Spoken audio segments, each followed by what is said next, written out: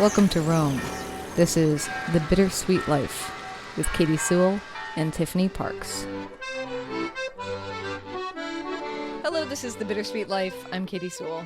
I'm Tiffany Parks. Tiffany in Rome, Katie in Seattle. And today, Tiffany, you're bringing us the topic. So what are we talking about? Well, it's something that I've always sort of loved. But, you know, as a person who is equally a lover of word origins and a lover of Rome place names, it kind of checks a lot of boxes for me, but I don't know that other people find it interesting. So I've never really done anything with this knowledge that I have. And I mean, it's not like it's that amazing. It's just, I feel like there are some words in the English language that they don't just come from ancient Rome, because there are lots of words in the English language that come from ancient Rome, but they specifically come from a place name in Rome. Yeah. Like or just something so specific that you would not, like, for example, the word triumph. I mean, it doesn't take an ancient Roman scholar to kind of put two and two together and realize that the word triumph comes from ancient Rome. It was the name of the celebrations, the parade celebrations they would have when they came in, like a general came into the city with his army that had won some great battle or something. So, I mean, there are lots of words like that come from ancient Rome, and most people know or have some kind of idea. But these are sort of really, really specific and very convoluted as well. It's not obvious. And you wouldn't know unless you sort of dug deep. And I do think that these are words that not a lot of people know the origins of these words. So Okay. I'm here to fill you in. I'm very excited for this. All right. Well, are we going to start with the one that I would find the least surprising? Is there a rank scale on sure, this? Okay. Sure. Yeah. I'm going to do my sort of best one last. Okay. Which is just, I mean, it's so convoluted that it's hard to believe, but it really is. Okay. Well, I mean, like I mentioned, Triumph, and another one that, I mean, I like it. It is a place name, but it's a bit more general than the other ones, which is circus. Okay. Yeah. You know, we all think of the circus. We know what the circus is. We've, been as children, but a circus is, in a general term, it's, it's a very long oval racetrack that was used for chariot races particularly. And the most famous one in all the world was the Circus Maximus, which, if you've been to Rome, you've seen. It's absolutely enormous. It was the biggest racetrack of that time. It was also the first important racetrack of Rome. It was built centuries before the Colosseum and held 250,000 people, which is also 5 times what the Colosseum could hold. So huge. But I mean, like I said, this one doesn't really qualify because circus is more of a general term. Were lots of circuses in ancient Rome. Yeah, so is it like a circus in the sense that it's like a spectacle, so to speak? No, it comes from the shape that, I mean, obviously it's clearly not a perfect circle, obviously, but something somewhere in there is a shape name. Right. So really, when we say Circus Maximus, we're basically just saying big circle. Yes, the biggest. The very biggest. Because Maximus is like the biggest. The biggest circle. I love that. But like I said, that one probably most people already knew. But capital is one as well. And capital's kind of weird because it's one of those what came first, the chicken or the egg type things. Like, do we call Rome's Capitoline Hill, do we call it that way because that was the center of the city? And or does the word capital actually, was that already the name and then they just started using that word to mean capital? So I don't really know, but it does come, the root of that word does come from head. So probably that gives you a clue that maybe it was, they called it the Capitoline Hill because of the word head, because on the Capitoline Hill in Rome, and of course, famous legendary 7 hills of Rome, the Capitoline Hill is one of those 7 hills, and it's probably the most famous, I would say. It was where, among other things, there was the temple of Jupiter Optimus Maximus, the most important temple of the city by far. It was like the center of sacred ancient Rome, and it was enormous, absolutely huge. You can see very, very few remains of it. It's almost, I mean, there's almost nothing left, but you can see a few foundation stones if you go into the Capitoline museums, because they're in the lower level. They have excavated them out. And it does give you a sense of how big it was, because there's a little plastic model and you can sort of look at yourself next to it. And, you know, there's like little people down there and you can see how huge it was. So that was the sort of center of religious Rome, dating back to about 500 BC. The very first version of that temple was built. There was also an important civic center, a government building on that hill in the 1300s. And it became also the site of what we would call the Capitol. It was, you know, like the Capitol building. I mean, they don't really have the same terminology, but that's really what the Capitoline Hill was. And so the name of the hill, like I said, is Capitoline or Capitolino, or Campidoglio is another way of calling it. And so I'm sure that that's why we call a Capitol building in the state by the same name. But again, I don't know. Like, does it come from the name of the hill or the name of what the hill represented? I'm not sure. Oh, but it would have meant more the center rather than specifically meaning government, even though there was government there. There was government there eventually, but I mean, in ancient Rome, there wasn't really a separation between religion and government. You know, it was all kind of like the Catholic Church in its heyday. The Pope was the leader of the state and of the church. And so, yes, it did become the civic head of the city in the 1300s, but it was already the most important and the most sacred spot in the city. And, you know, it's also, and this leads into my next one, it was also the site of the very, very oldest dwellings in Rome. Now, if you go by the legend, most people who are into Rome, at least, know the legendary founding of the city of Rome. So there was, you know, Romulus and Remus, the twin brothers, who famously, well, they were suckled by a she-wolf because they had been not abandoned, but they had to be sort of whisked away because their lives were in danger. It's very complex. I'm not going to go into the whole story. Yeah, but, very legendary. It's very legendary. But, you know, the story that most people know is that they each wanted to found a city there, and Romulus chose the Palatine Hill and Remus chose the Aventine Hill, and they were watching the flights of the birds and trying to get a sign. And eventually Remus barges into his brother's land and Remus kills him. Says, "This will happen to anyone who violates the sacred foundation, the sacred boundary of my city." So that's the sort of famous story of Romulus and Remus. And Romulus, of course, goes on to become the first king of Rome, if he existed. But if you go by actual archaeological finds, the first people who lived in Rome were not living on the Palatine Hill, but they were living on the Capitoline Hill. They predate even the time that Romulus supposedly lived. So there were already people living on the Capitoline Hill. So it has the very, very earliest settlements of the city of Rome, the oldest settlements that have ever been found. So for people who have never been to Rome, is there a way for you to explain like how those two hills are juxtaposed to each other? Yeah, well, they're right next to each other. And I mean, you have to, when you imagine Rome's hills, a lot of times people get to Rome and they're like, I don't see any hills. Yeah, it's not a mountaintop, that's for sure. First of all, they're gentle hills. But secondly, because of sedimentary accumulation in Rome, they're not as high as they appeared years ago. Years ago, the ground level was so much lower that those hills seemed much, much higher. So that's one thing. And I mean, it's hard to describe, but basically they're just right next to each other. If you're on the Capitoline Hill, like if you're in the museum, or there's a little garden up there right behind the main square, and if you look out from that garden, you look down into the Roman Forum, which is sort of in the valley between the Capitoline Hill and the Palatine Hill. And the Palatine Hill, as I was saying, this is going to go into my next one.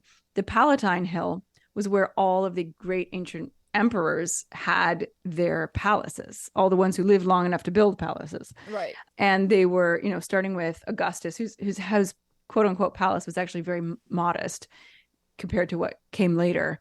But because of the legend of Romulus having lived and having founded the city on the Palatine Hill, because of that, Augustus decides that he wants to live on the Palatine Hill as well.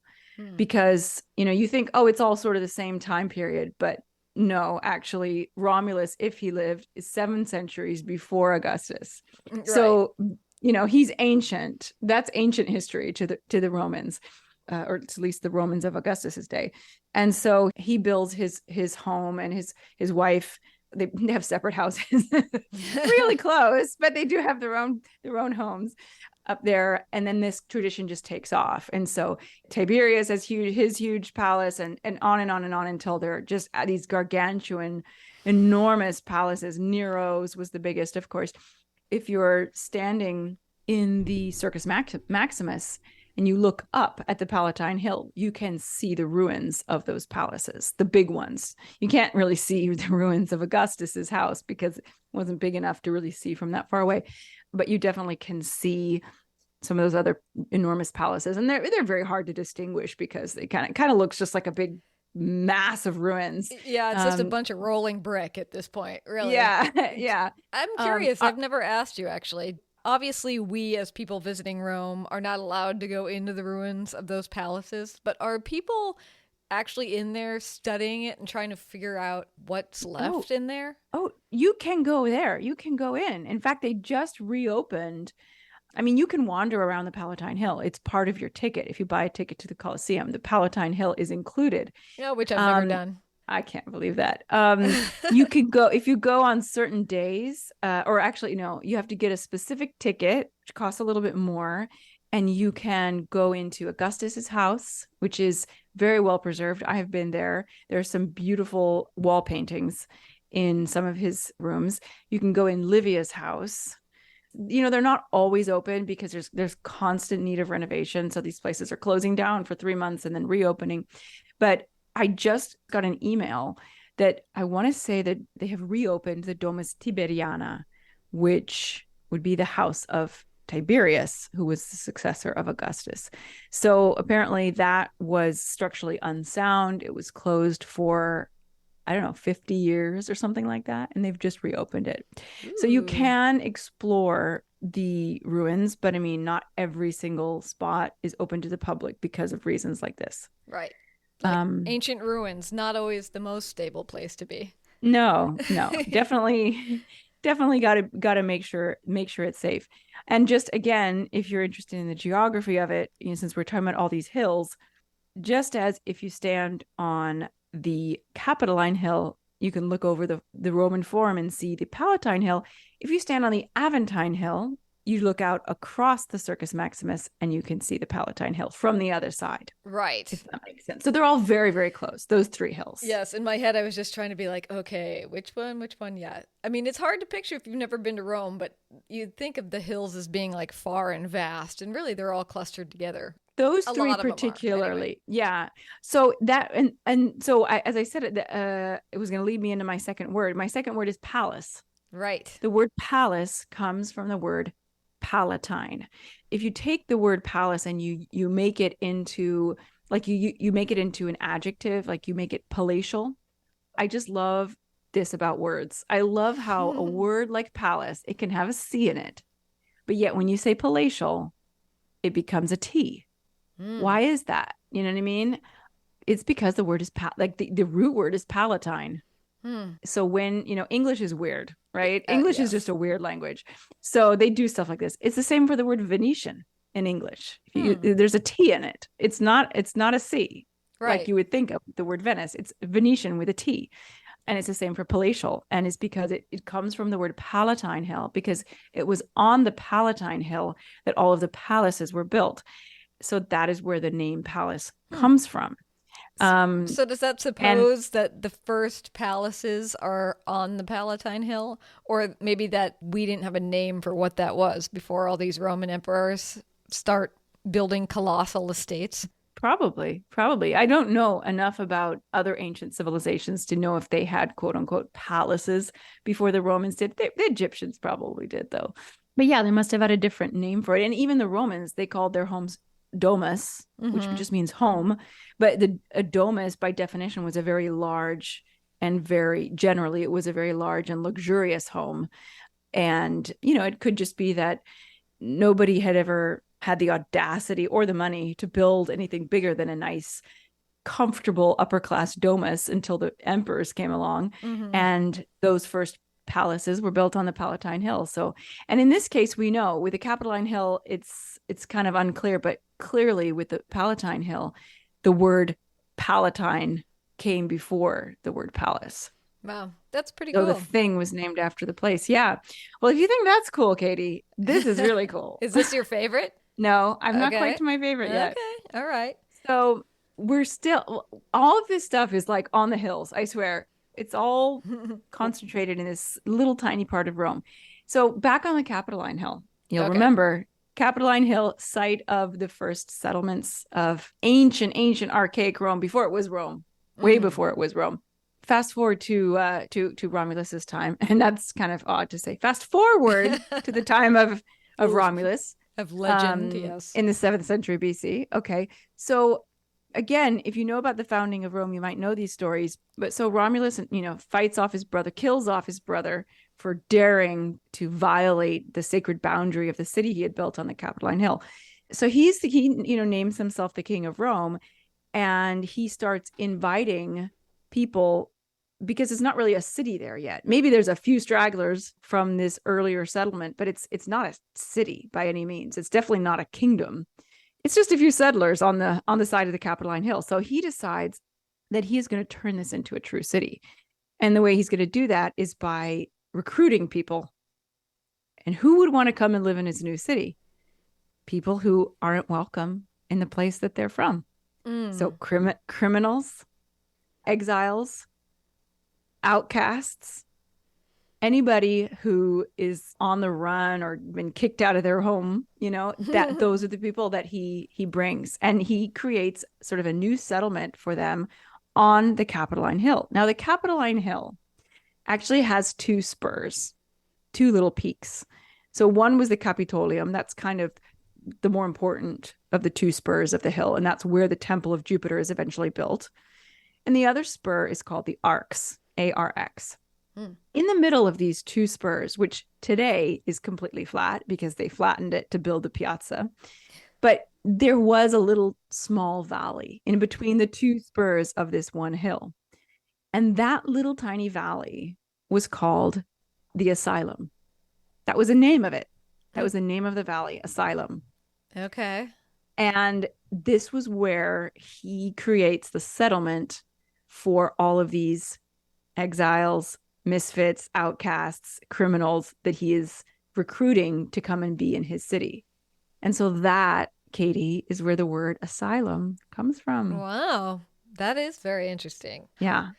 And I'm always like, take it one step farther. I'm like, but why did they name it Asylum in the first place? Well, that was just I just think that's just a place name. Like, why did they name the Palatine Hill the Palatine Hill? It's just the name. I don't know. That was just the name of it.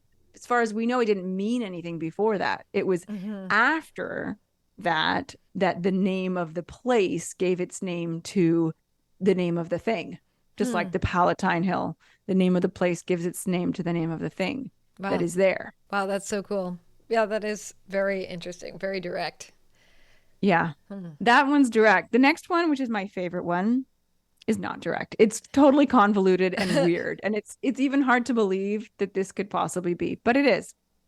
So we're still on the Capitoline Hill. Everything's You've from the got the Capitoline Hill. Yeah. every well, those two hills at least. Yes. So you got the one spur that's the Capitolium. You've got the little valley called the Asylum. And then you've got the smaller spur, which is the Arx. Now, on the Arx, there was a temple to the goddess Juno.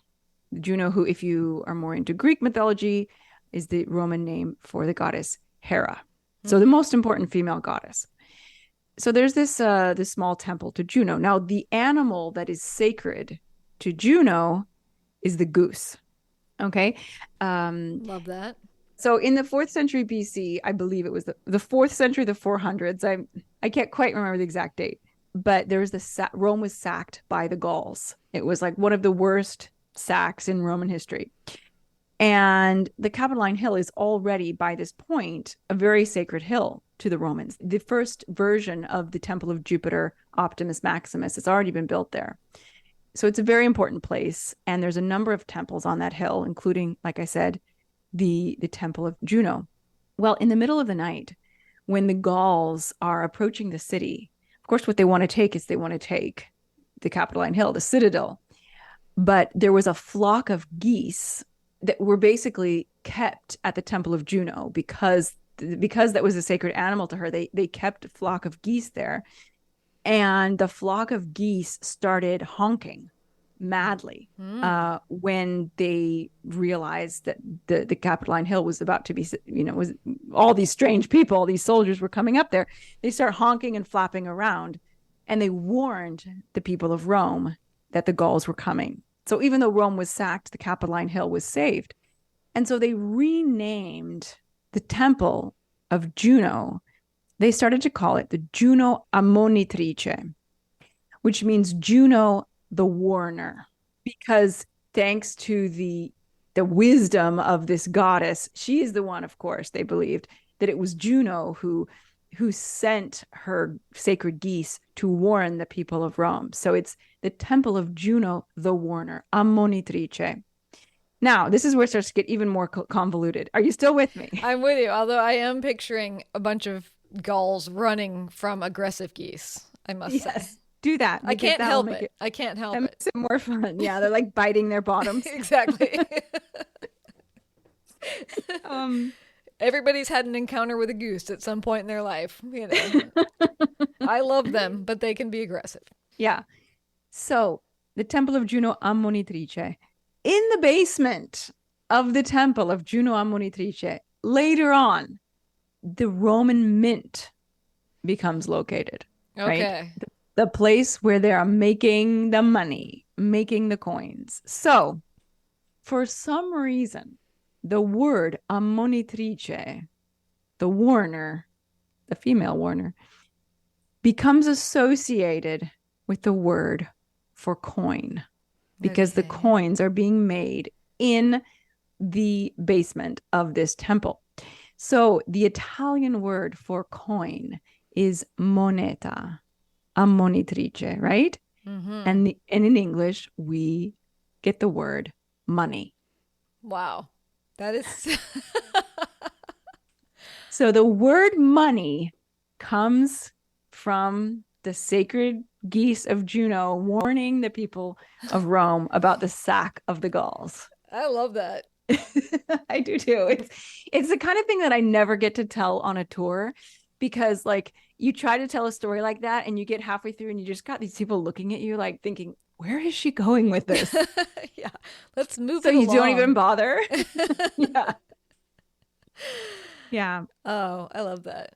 I love that. Yeah. I mean, I've always loved word origins. Always. When I was in 10th grade, we had a book at school that was assigned for, I don't know, I guess 10th grade English class.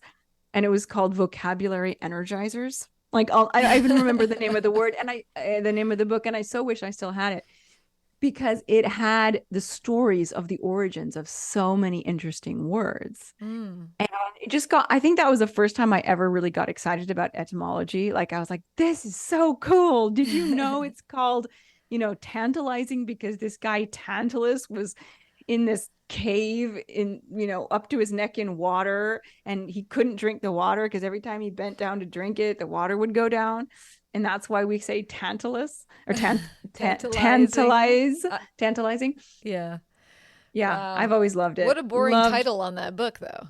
I know, right? What was it? Vocabulary Energizers? I know. They could have come up with something better, but yeah, that's cool. But I remember that book and I wish I still had it. Well, maybe someday you'll come across it. Perhaps. Great stories. My goodness. So I am going to, next time I spend any money, I'm going to think about those geese. Well, I think that was very interesting. Whether or not everyone else is still with us, I'm sure they are. Yeah, I have to like rein it in sometimes, my excitement, my nerdy excitement about Roman place names, which by the way, during my excitement and fascination about Roman place names, I discovered the word for place name. It means it's toponymy. Which I mean, I even just like that word, toponymy. It's such a great word. So if you like toponymy, like I do, you wander around Rome, you see the names of the streets. And sometimes they're very obvious, like the name of the church that's on that street.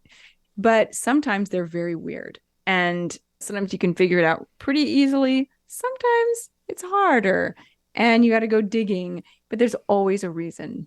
There's always a reason. Well, maybe that would be kind of a fun show for us to record together while we're in Rome, while I'm over there. So we could go walk to some of the weirdo streets and talk about the history of that street. I know there's a bunch in Trastevere too, right? I know that there's at least the lane of the tobaccoist or something like that, or I forget what the name of it is, right? But yeah. Well, there's a lot of that are just named after professions, like the street of the chair makers, the street of the key makers, the street of the firefighters. So you're like, okay, clearly this street they sold chairs or whatever. Yeah. And then they have lots of streets named after animals, like the street of the cow, the street of the fox, the street of the wolf. And those were generally named after little inns that were on that street. Like, you know how in England, all the names of the pubs have like some kind of name, like the Nag's Head or I'm just thinking of the ones I know in Rome. But you know what I mean? Like the Five Clovers. The or Fox and the whatever Hound. Yeah. Yeah, exactly.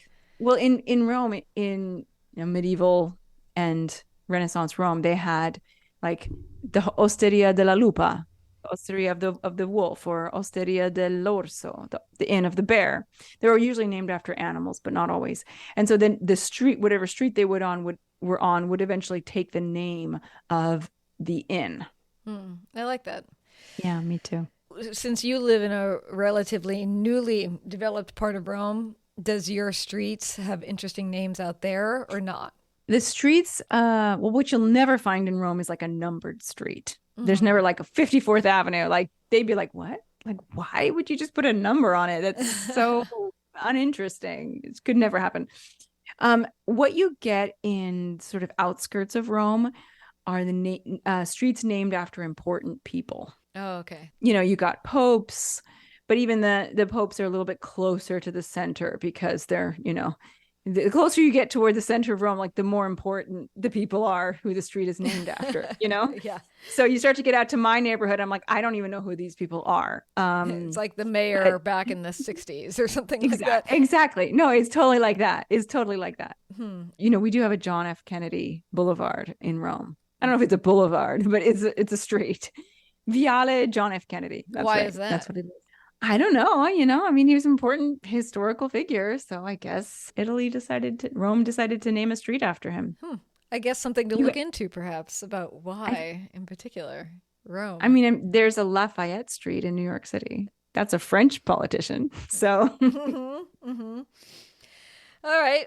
That was a lot of fun. We should leave it there. I do want to thank Glenn, who just became our newest supporter on Patreon, at least as we're taping this. And I also love to Glenn because if you listen to our episode for Carolyn about artistic inspiration, Glenn heard the plea of flowers in Italy that she was hoping for, rode around on his bicycle, took a bunch of pictures of flowers that he was passing along the way. Glenn, I should mention, lives in Italy, expat in Italy.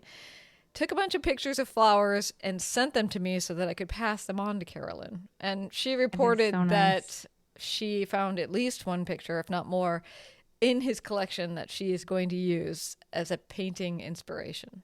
So there you go. Synergy. Bittersweet Lifers giving back to Bittersweet Lifers. All right. Well, we'll leave it there. And until next time, this is The Bittersweet Life. I'm Katie Sewell. I'm Tiffany Parks. Join us again. Bye. Do you have a topic you want us to explore? Send your requests. We love to hear what you want to know. Visit thebittersweetlife.net and contact us with your questions, your adventures, your observations, your favorite episodes. We love hearing from you. You can also find us on Facebook, Instagram, and Twitter. Just search for The Bittersweet Life Podcast.